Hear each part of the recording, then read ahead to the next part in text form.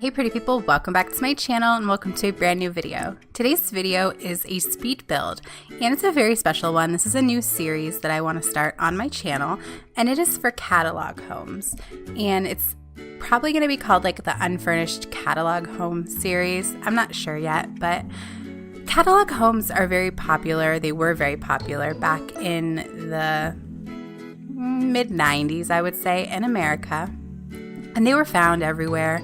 And what they would do, you can look it up, I'll link the Wikipedia page, but basically they came with all of they were like ready-made kits. They came with all of the windows, wood, nails, all of the ingredients.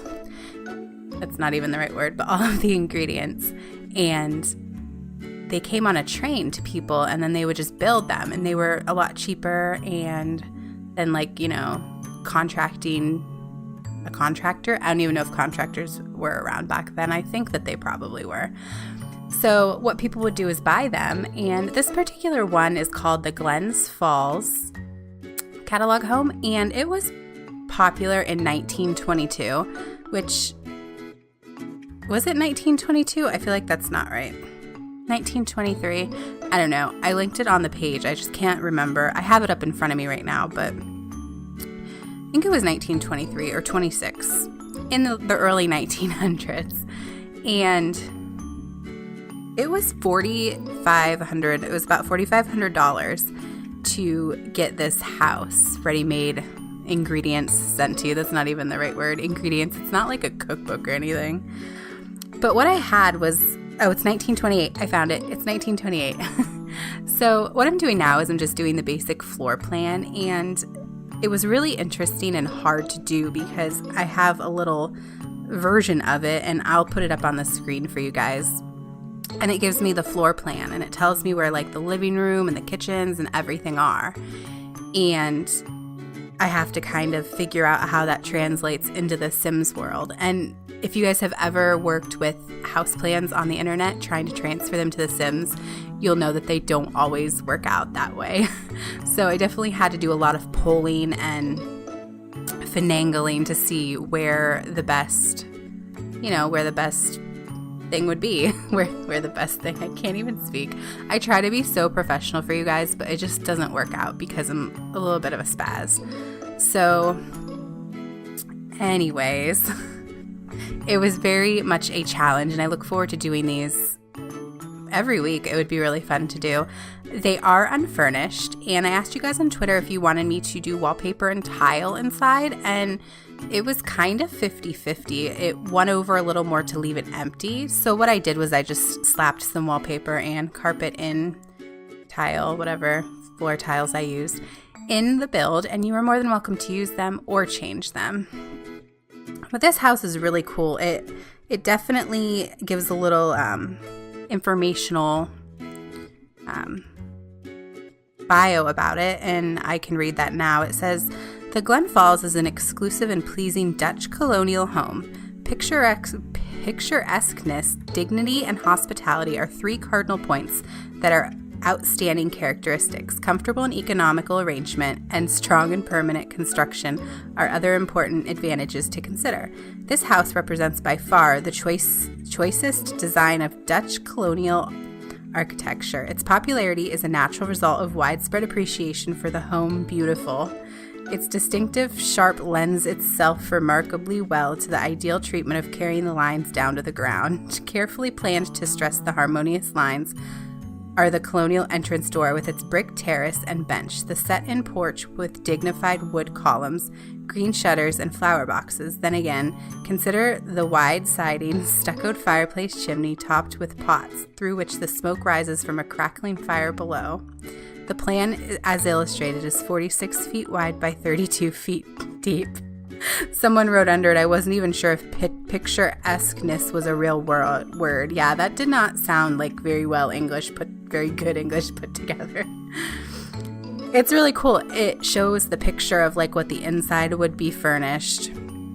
And also I found some real life versions, which I can put those at the end or on the screen now somewhere. And also it showed a colored picture. I found a colored picture of it, and some of them have colored versions and others you kind of just have to make it your own and guess what you want it to be. But for this one, I just did decide to go with the colors and the picture. It's really cool. It's just out of my comfort zone. I don't usually make older houses. I do modern or rustic, and I don't usually do colonial houses. So it was really a challenge for me to do this. And it was really fun. I had some trouble with the roof, and this type of catalog home, like catalog homes in general, have interesting roofs because they're normal houses. So I think it's a really good practice for me to get in there and be able to experiment with the roofs. And the back roof went on fine cutting into the windows, but then the front one, I had to split it up. Off camera, I split it up. It turns out pretty well, I would say.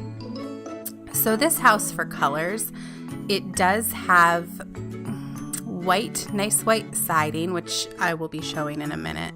And then, of course, green shutters. And then those flower boxes do turn out to be red. And I just think, I don't know, I think it's a really cute house. I do not, like I said, I didn't furnish the inside. I do landscaping on the exterior. But these are really cool. Like, it says that they offered over 370 models of, like, Sears offered that many models of homes. It's like, I have a lot of material to do for you guys for these. Let me know if you guys enjoy this series, this first one of the series. I think it's unique and a different idea. And I think that this house came in at around like $56,000, I want to say. It's probably real expensive, but so the exterior is done with colors, and we have the nice red brick that I talked about in that very poorly grammar Englishized, it's not even a word, bio that I read for you guys. And then the red flower boxes, which I thought it would look kind of Christmassy, but it doesn't. It doesn't look Christmassy at all. It just looks very 50s, which is funny because I said it was, 1923, I think? Yeah, if you guys are interested in, like, this type of catalog home, seriously, just Google, like, Sears catalog homes. It was like Sears, like the company Sears that has the stores. And they just used to, like, make houses, ready-made houses. There's so many pretty ones. I can't wait to, jump into it. And a lot of them, I was reading about it. Like I said, I'll link the Wikipedia page, but, like, there were so many thousands of houses made up until, like, the 70s. It's like from the 20s to the 70s. They had catalogs that you could, like, browse through and pick a house plan. I just can't imagine, like, sitting there and being like, well, honey, which house do you want? I don't know. I like this one. And they were so much cheaper, too. It's just crazy. I would love to get my hands on some of the old books that they have, like, on eBay of the catalogs. They're like $30 a piece. They're not that cheap. Now I am just finishing up I always say that. Now I'm just finishing up the finishing touches. I just thank you to anyone who watches me, because sometimes I'm just a mess. A verbal mess. Anyways, I'm just finishing up the finishing touches, like I tried not to say before. And thank you guys so much for watching. Please don't forget to comment, like, and subscribe to my channel. Follow me on Twitter. The link will be at the end of this video. And as always, I will catch you guys on the flip side.